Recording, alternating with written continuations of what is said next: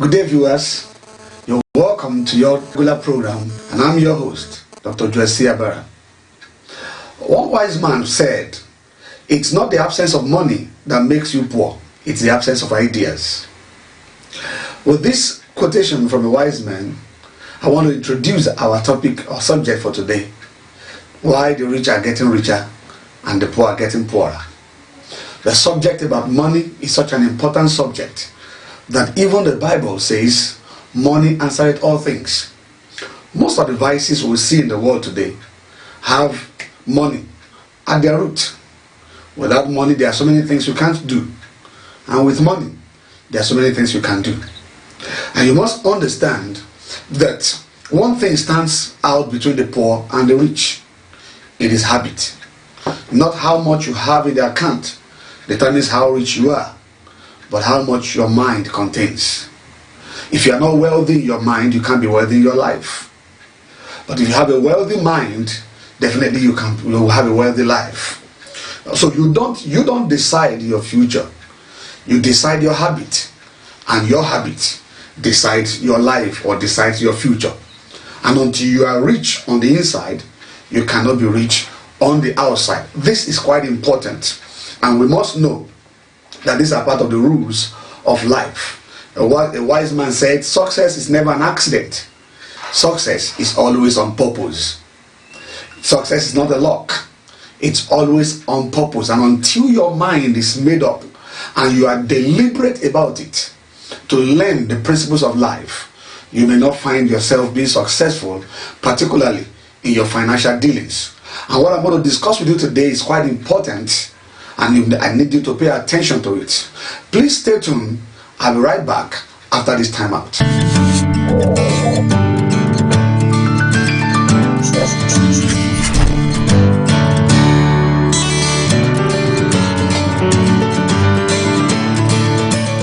This season on Bible Brainiacs. My name is MCJP and I'm your host for this wonderful. We have an SUV for that winner. We have a cash prize of $500,000 naira. Wow, that's very big. Bread and wine. Bread and wine? You sure for that? In case you don't know, you have lifelines. You have 3 lifelines. Baby home. Fastest and best. Listen to MTV. If you don't know it, say no idea. Say next. What job did Peter and Andrew do? Very correct. Please round of applause. Bible Brainiacs shown on this station, Sunday 7 p.m., Thursday 9 p.m. Bible Brainiacs! Raising Kingdom Stars.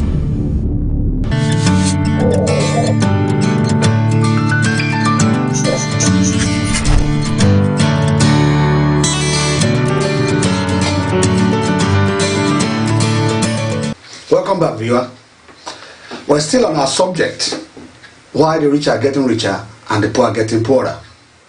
The Bible says that money is a defense. The attitude we have towards money, it's actually what determines our habit about money. And therefore today we're going to be looking at the habits of the rich versus the habits of the poor, to see why the rich are getting richer and the poor are getting poorer. My very first point is this: the poor buys liabilities, while the rich invest on assets. Why the rich get richer and the poor get poorer? My very first point: the poor buys liabilities, while the rich invest on assets. If a poor man gets money now, the first thing he's going to be thinking about is liabilities. Things that are going to take money from him, consumables, wares, clothes, shoes, the latest car is going to buy, the latest phone is going to buy. He wants to change his generator. He wants to probably change his accommodation. He's never thinking of multiplying that money. He's never thinking of putting that money to something that will yield more profit. He's just thinking, now that I have this money, I need to upgrade my lifestyle. I need to live better. I need to change the food on my table. I need to change my entire wardrobe. And he's just thinking about Lord, and all that are just liabilities. Liabilities are things that take money from you. Things that take money from you. Things you need to spend more money on them before you can maintain them. But if a rich man gets money now, he's a rich man not because he has so much money in his account. He's a rich man because he has wealth in his mind. He's got a rich mind. If money comes to his hand right now, the next thing he's going to be thinking about is, what can I invest in? What can I put this money into now, that in the next 6 months, in the next 1 year, is going to bring dividend to me, is going to bring interest back to me. If you want to spend money on consumables, you want to spend money on any liability, he will hold on. He will do what we call delay gratification. He will delay gratification and invest that money and wait until that investment starts yielding. And then he will use the proceed, the profit from the investment to now service his liabilities or to pay for his consumables. He will not use that money to go on vacation. He will rather invest it and use the proceed from it to go on vacation. He thinks of what next to do. But a poor man does not think about investment. He thinks about ceremony. He thinks about outfit. He thinks about enjoyment. He thinks about what next to buy. And the more he spends his money on that, the more impoverished he becomes. At the end of the day, he's becoming more angry about the rich people and about those who have, feeling that he is poor because the rich man is becoming richer. No, but he did not know that while he was consuming his own money, consuming all that he's getting, the rich man is busy investing. The rich man is busy putting his own in. It's not what you have that determines who you are. Jesus said, a man's life does not consist in the abundance of the things that he possesses. It is not the car you drive that determines who you are. It is not the type of house you live in that determines who you are. Not even the type of cloth you wear that tells us who you are. It is what you know. What you know is what shows who you are. If you know nothing, then definitely there is nothing you are going to show. And we know people who know things by the things that they do. So if you're going to buy anything, any consumable, you're going to buy anything, you must be sure you have gotten to a point where you can buy it 10 times over. Because you already have investment that is yielding unto you and that can bring profit to you and be able to empower you to buy that particular stuff or that particular thing 10 times over. Why the rich are getting richer and the poor are getting poorer? My second point. The rich paid themselves first, the poor pay themselves last.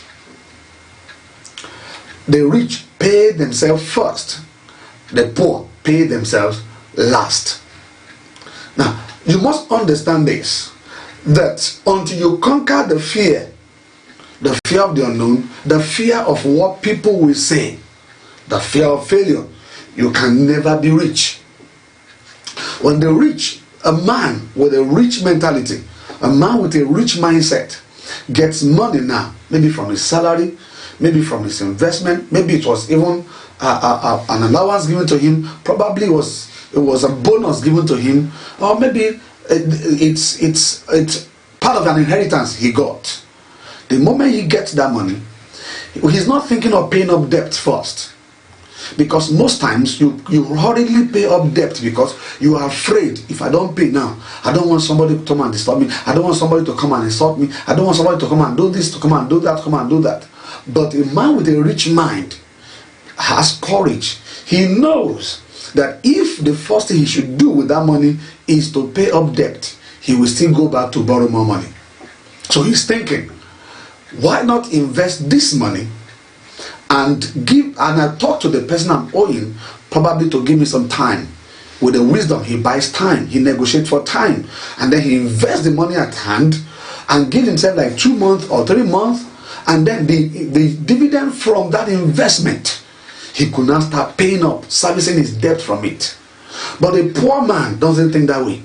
He's afraid of what people will say. He's afraid of what somebody will do. So he puts himself last, and then he pays every other person first. He pays the woman is owing, he pays the man is owing, he pays of everybody, he pays the debt is owing, and by the time he's done doing that, he has nothing left again, and then he has to go back and start buying things on credit. He has to start buying stuff on credit. He has to start borrowing money to start doing things, borrowing money to pay fees, borrowing money to pay bills.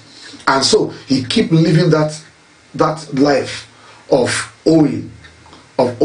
He gets money, he pays off debt, he goes back into debt, and by the time he gets money, he goes and pay back debt, and then it just goes on like in a circle.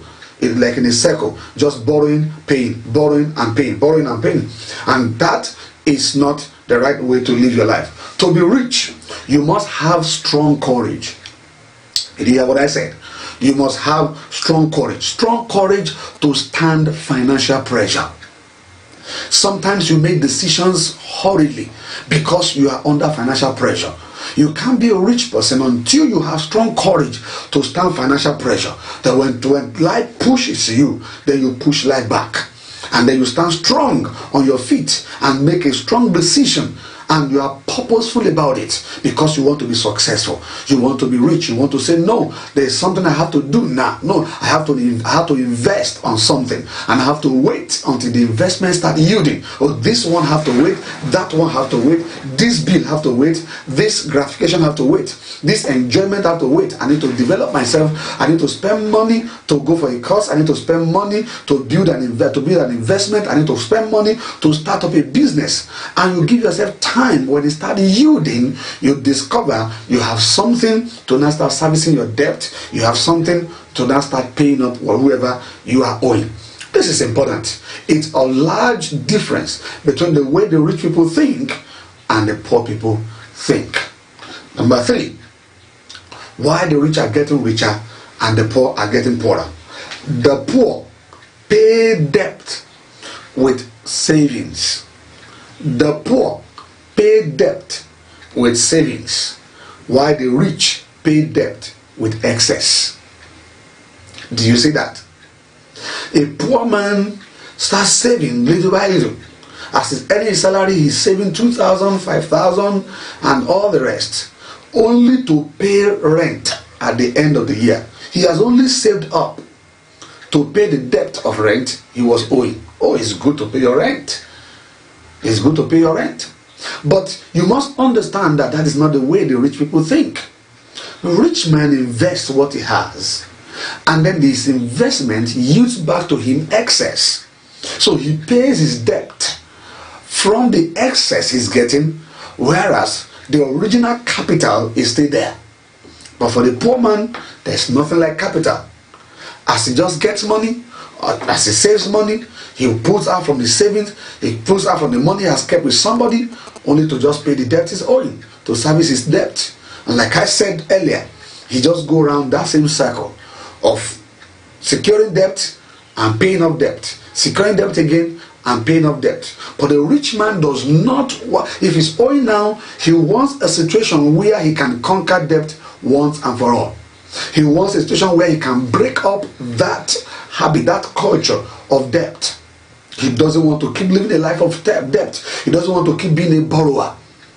So he begins to think about investment, what to put the money he's getting into, and then it starts yielding to him, and he cannot start paying back from the excess of that investment, paying for his debt. And that's quite important. So the poor pays debt with savings, whereas the rich pays debt with excess. You must understand that savings is not for ceremonies. I must say that again. Savings is not for ceremonies. Why? Because savings is for investment. You save to invest. You don't save to consume. One of the biggest problems that a lot of people make in this part of our world is that they save at the end of the day just to consume, to spend it for ceremony, or to spend it on liabilities. That is not a wise thing to do. Every wise man will save in order to invest. When you labor and then you make money, you put some into savings. And we don't actually call it savings, but we call it investment account. Not savings account, but investment account. It's quite funny to me what a whole lot of people call savings account. Saving, because in the bank you have a savings account which you don't use, or don't operate with a checkbook, but probably with a withdrawal slip and of course an ATM card. But in the real sense, that is not a savings account. That's a spendable account. It's an overhead account. Because every now and then you rush to the ATM machine and then you just punch the machine and withdraw some money from that account. You go to the bank, you make withdrawal from that account. You can put in 10,000 in there today. Tomorrow you are withdrawing 5,000 tomorrow, and from it somebody can send 50,000 to that account for you this morning, and then in the afternoon you have gone there to withdraw 30,000 naira to spend on consumables, on phone, on cloth, on food and all the rest thing. That is not a savings account. That is a spendable account. A savings account is an account that you don't touch, but you are keeping it for the purpose of investment. You want to use everything that comes into that account for investment, and so in a real sense we call it investment account. And I think if you call it investment account, it will help you to have a shift in your mindset, to know that whatever you keep in that account is not for ceremony, neither is it for consumables, but rather for investment. Because that's one of the difference between the poor and the rich. The rich knows what investment is. All that the poor knows is consumables and enjoyment. So savings is for investment. Savings is for investment. And this is quite important. And I want this to register in our heart, that if you want to break the cycle of poverty, you want to break that limitation, that yoke, and find yourself among the master class achievers, you must understand that you must cultivate the habit of savings. And remember, savings for investment. In one of our episodes, very soon, I'll be talking on developing the habit of savings for investment. Developing the habit of saving for investment. That's going to be a lot of help for so many of us out there, because if you develop that habit, it will help you to be able to develop an investment mentality, and developing an investment mentality will help you to grow to become a business owner and an entrepreneur. Please, I want you to stay tuned as we'll go on a little commercial, and I will be back just in a moment.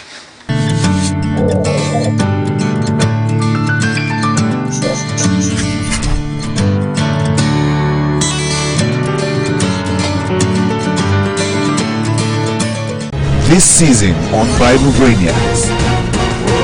My name is JP and I'm your host for this wonderful. We have an SUV for that winner. We have a cash prize of $500,000 naira. Wow, that's very big. Bread and wine. Bread and wine?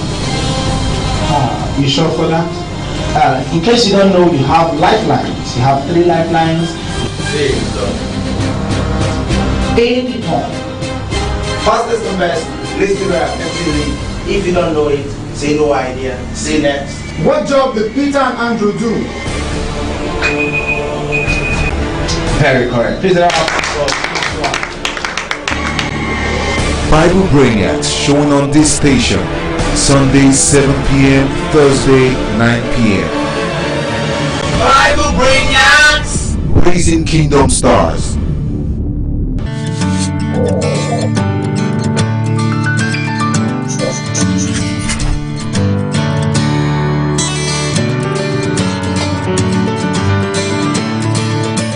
You're welcome back, viewer. As I continue on our discussion on why the rich are getting richer and the poor are getting poorer, I'm going to my number 4th point. The poor think survival, while the rich think freedom. The poor think survival, while the rich think freedom. One basic thing in the mind of the poor is that he's in a rat race.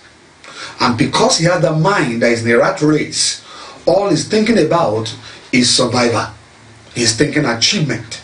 He's thinking how to be better than somebody. He's thinking how to beat somebody's record. He's thinking, oh, when this person did his own wedding, he used 2 cars. When I will do mine, I will use 4 cars. Even if he had none, I have to borrow all of those things. While he's thinking about all that, because he's thinking survival, he wants to be the best person in his community, best person in town, best person. When he comes around and says he has arrived. The rich is thinking freedom. The rich is thinking how he can be free from debt, how he can be free from his life being regulated by the circumstance and by the environment. He wants to be free. If there's no light, he has to wait on the government, wait on this and wait on that. Okay, if I have something important doing, how can I generate my own power to get my things, my work done? So he's thinking on how to go into solar project. He's thinking on how to go into independent power project, so he can be free from depending on the power generating company, in the nation. He's thinking freedom. He doesn't want his life to be controlled by circumstance. He does not want his life to be controlled by the economy, to be controlled by someone. He wants to be free. He wants to be able to do what he wants to do and be able to do it. He wants to see that his money works for him. They will have enough time to do other things he wants to do. He will be free to go on business trips, go on business conferences, go on vacation with his family, because he has put his money to work. So now he has freedom. But the poor man doesn't think that way. He's only thinking survival.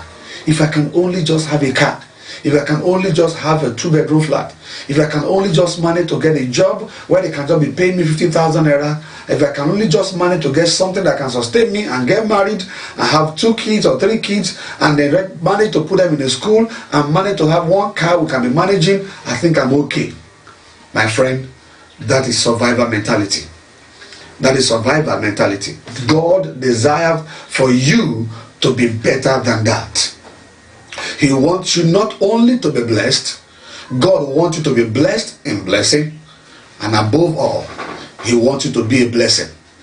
He wants you to live a life that impacts on other people, a life that impacts on the society, a life that impacts on the community. He wants you to live a life by which you have several people coming to find sustenance even under you.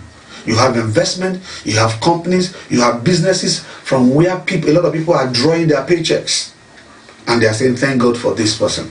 That's a life of freedom, free from debt, free from the control of circumstance and situation. And that's important. And the fifth thing we're going to stop today, my fifth point, we're going to stop today on why the rich are getting richer and the poor are getting poorer, is this: the rich sees with their mind what the poor miss with their eyes. The rich see with their mind what the poor miss with their eyes, whereas the poor only try to see with their eyes.